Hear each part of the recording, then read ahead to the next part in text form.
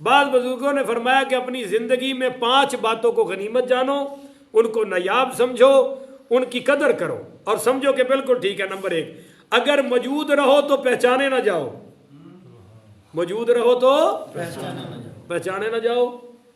تو اگر ہم بیٹھے ہوں مجمع میں اور کوئی ہمیں پہچانے تو یہ بہت بڑی شان کی بات ہے، کہہ دو نا سبحان اللہ۔ دوسری، اگر غائب رہو تو تلاش نہ کیا جاؤ، یعنی اگر آپ نہ ہو کسی محفل میں تو کوئی آپ کا ذکر ہی نہ کرے، اس میں یہ بھی اچھی بات ہے، بولو کوئی حرج کی بات ہے نہیں ہے۔ نمبر 3، اگر حاضر رہو تو تم سے کوئی مشورہ ہی نہ لے، یعنی بیٹھے ہو نا مجلس سے تو سارے کو پوچھ رہے ہیں پر سانو کوئی پوچھتا تو لوگوں نے کچھ میں نے پوچھا ہی نہیں، چنگا ہے نا نہیں پوچھیا، کیونکہ ہو سکتا ہے تو غلط مشورہ دے کے اللہ دے ہاں مجرم ہو جائیں۔ تو اگر کوئی نہ پوچھے تو یہ اچھی بات ہے، اس میں کوئی حرج کی بات ہے۔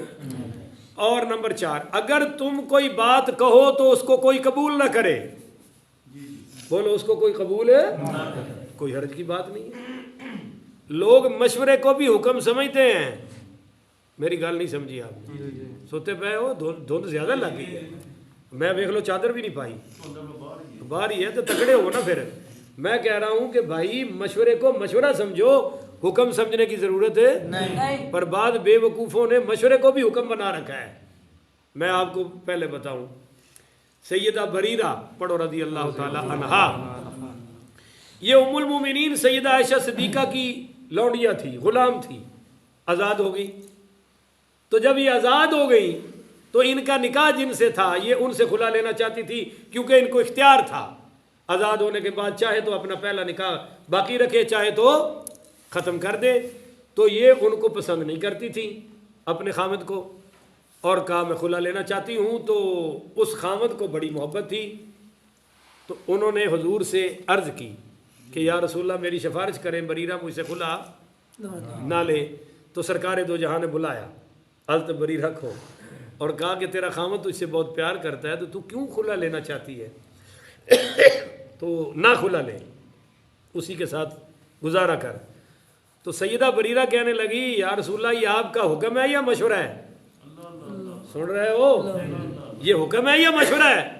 تو آپ نے فرمایا یہ میرا مشورہ ہے، حکم تو وہی ہے کہ تمہیں اختیار ہے۔ تو کہنے لگی میں نہیں مانتی، اگر آپ کا حکم ہے تو کلمہ پڑھا ہے، اس سے تو بھاگ سکتی، اس سے تو پھر مجبوری ہے، اور اگر مشورہ ہے تو میں نہیں مانتی۔ فرمایا تیری مرضی۔ تو یہ ہے مشورہ۔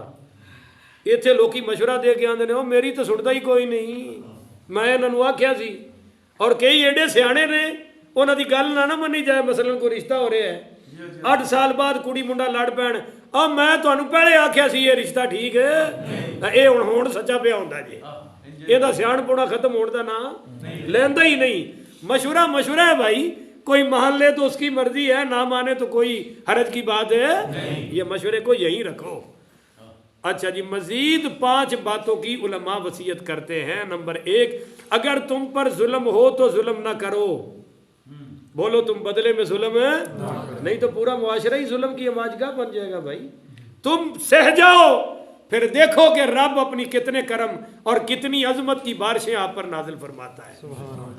نمبر 2، اگر تمہاری تعریف کی جائے تو پھولنے کی ضرورت ہے، خوش ہونے کی ضرورت ہے، بلکہ جو جھوٹی کرے اس کے منہ میں تو مٹی ڈال دو، جو سچی کرے اس کو کہو جی اللہ قبول کر لے، بولو اللہ قبول کر لے، چوڑے ہونے کی ضرورت نہیں ہے۔ نمبر 3، اگر تمہیں جھٹلایا جائے تو تمہیں غصے میں آنے کی ضرورت ہے، کوئی تمہاری سچی بات کو بھی جھٹلائے تو قرآن کیا کہہ رہا ہے، کل آئے گا کل والے درس میں، ادفع باللتی ہی احسن السیئہ، کہ برائی کا دفاع اچھائی سے کرے، برائی کا دفاع برائی سے ہو سکتا نہیں۔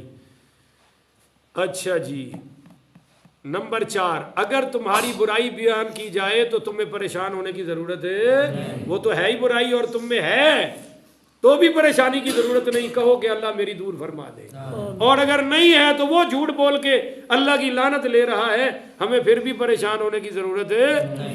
نمبر 5، اگر تمہارے ساتھ خیانت ہو جائے تو بدلے میں تمہیں خیانت کرنے کی ضرورت ہے، تم اپنی ایمانداری قائم رکھو۔ بعض لوگوں کو بڑا غصہ آتا ہے اور وہ ہم سے کہتے ہیں وہ جی ہم نے ان کی مدد کی یہ آگے سے سلام ہی نہیں لیتے، اب ہم نہیں کریں گے۔ میں نے کہا تم پھر بھی کرتے رہو، اگر اللہ کے لیے کیا ہے تو اللہ تو ہے نا، تم نے کیا ہے اللہ کے لیے، جاری رکھو۔ اس سے کیا ہے؟ غصہ تو آتا ہے، فطری تقاضا ہے کہ آپ کسی قریبی پر غریب پر مدد کریں اور وہ ڈنگ مارے، غصہ تو آتا ہے، مگر صبر کرو نا، کیونکہ ہم نے تو کیا ہی اللہ کے لیے ہے۔ بولو کس کے لیے کیا ہے؟ اس کے لیے کیا کیا جو غصہ آ رہا ہے؟ کیوں غصہ آ رہا ہے؟ تو ظلم کا بدلہ لینے کی ضرورت ہے نہیں ہے، بالکل احسان فراموشی کرنے والوں کے ساتھ بھی اچھا برتاؤ کرے، اچھا سلوک کرے۔ اللہ تعالی ہمیں اس کی توفیق عطا فرمائے۔ آخر ودعوانا ان الحمدللہ رب العالمین۔